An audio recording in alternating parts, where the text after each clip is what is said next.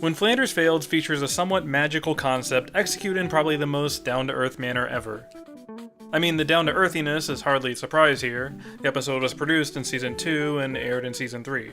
We're probably not going to see teleporting Leonard Nimoy. What's interesting about it on a rewatch is that they set up the concept of a curse, this wish by Homer that is seemingly granted. When you think about it, they didn't necessarily have to have this element in the plot. They could have had Ned open a store and have Homer quietly be rooting against him. That's essentially what happens in the episode we got. They show a lot of restraint in putting such an element like the wishbone in the episode, in that they have this thing, this object to kind of represent and encapsulate all of Homer's ill will, but they didn't turn the episode into this supernatural thing where Ned is suddenly having this suspicious string of misfortunes. Think about what happened in Homer at the Bat as a comparison point. When Flanders Failed is cool in that they're very upfront about Flanders' failings as a business person. There's nothing supernatural about it. I made fun of this in my original 60-second Simpsons review, that this is essentially a story about a man who has no idea how to promote a business and succeeds anyway because his neighbor bails him out. Maybe it was all the marketing that Homer studied before Maggie was born. Maybe not. The cold, cynical economics major inside me furrows my brows and questions if Flanders really earned his happy ending. However, one of the aspects that most endears me to the early seasons is that sense of earnestness and almost idealism that trickles into the show. The plot definitely contains cynical elements, a lot of subversiveness, this is The Simpsons, but it always tends to have this little nugget of optimism somewhere in there, that a neighbor will come through in the end. It's the power of friendship. I won't lie, this is probably the most schmaltzy ending The Simpsons has ever done. I can't think of one that is more sugary sweet. I mean, they're singing Put on a Happy Face, guys. They're obviously going for the ending of It's a Wonderful Life right here, and they certainly succeeded. It certainly feels Capra-esque. Capra-esque is also a fun word that makes you sound smart. When Flanders Failed is really an episode about emotional highs and lows. I think it gets away with this syrupy ending just because of how much it rolls around in bitterness and spite. I guess we can't forget about the first 20 minutes of bitterness and spite. Or maybe schadenfreude is a better word for it. Thanks, Lisa. I remember on the commentary for this episode, they joked that this might have been responsible for teaching mainstream America the term. I think they might be right though. I know this is certainly where I learned the word. The biggest point of debate with this episode is Homer's characterization. This is arguably the very first appearance of jerk-ass Homer, that version of him who is mean and cruel for seemingly no reason, and receives no punishment for his actions. This episode definitely contains these elements. Flanders isn't necessarily doing anything wrong, Homer just hates his guts anyway. I would argue that this extreme dynamic isn't necessarily a bad thing in the episode, given Homer's character arc. This one is like The Simpsons movie, where the whole thing hinges on him learning to not be a terrible person anymore. We need to push Homer to his ethical low.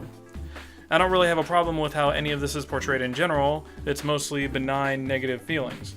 Homer isn't actively sabotaging during most of it, just not helping out.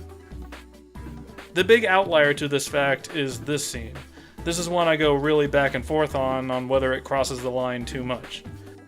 Don't get me wrong, it's still very funny. I love Bart's "hands off my china hutch." But it feels like they took Homer's mean-spiritedness one step too far by just taking everything. I think they could have had him take his grill and a couple of other things and still get the point across. I don't know, I'm still on the fence about this point. The idea is to have Flanders demonstrate his financial low, and to show Homer at his ethical low.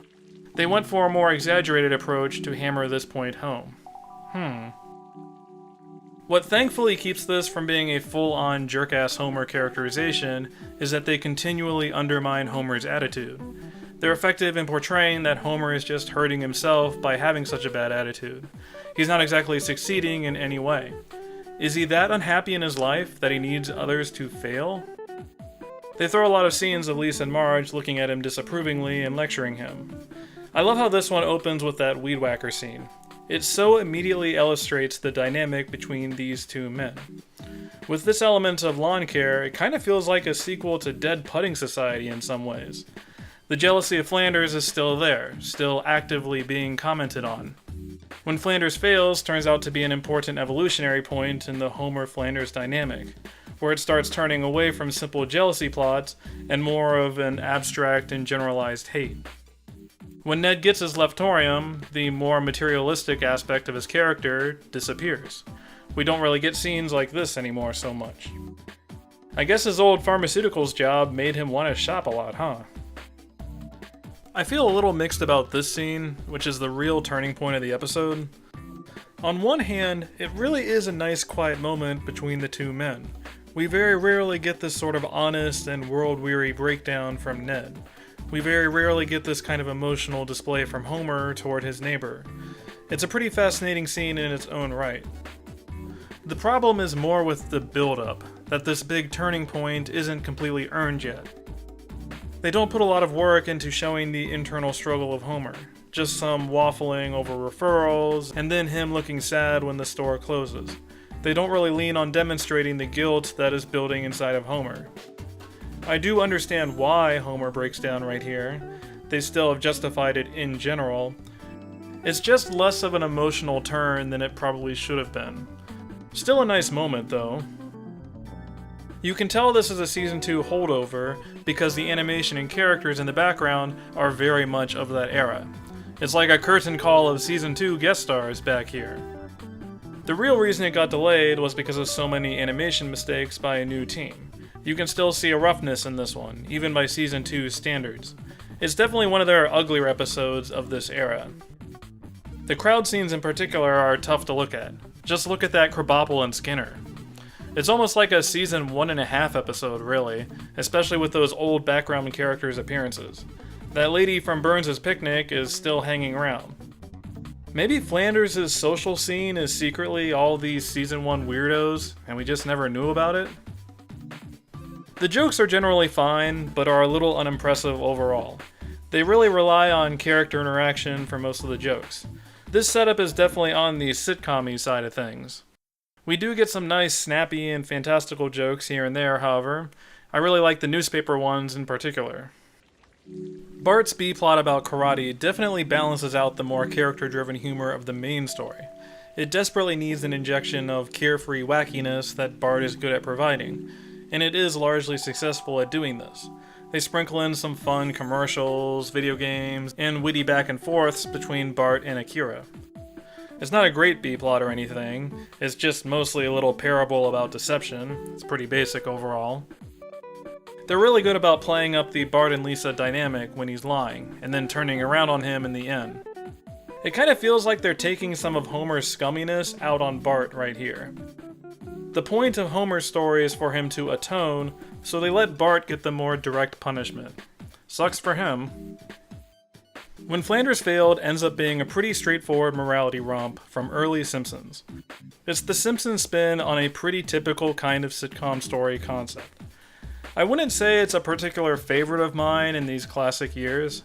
I mean, it's solid, I like this episode. You're not going to find me saying it's bad or anything. I just think they've done many shows that are more emotionally complex than this one, and they've definitely done much funnier ones. The way I view When Flanders Failed is through that evolutionary lens. It's an important building block episode, building upon previous dynamics already set up, but pushing it to a new dynamic. This is still a status quo show. Once again, it's The Simpsons. They didn't exactly close the book on the rivalry between these two men, but they let it grow into something slightly different. We don't really need to do this kind of plot anymore. This episode already has it covered. In some respects, When Flanders Failed is the start of a true golden age for the show. The golden age of Just Stamp the Ticket Man. The Leftorium might forever be a niche business, but at least it gave us Just Stamp the Ticket Man.